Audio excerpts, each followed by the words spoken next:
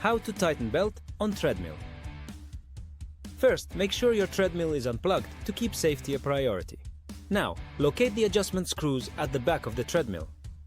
These screws control the tension of the belt. You might need an Allen wrench or the tool that came with your machine.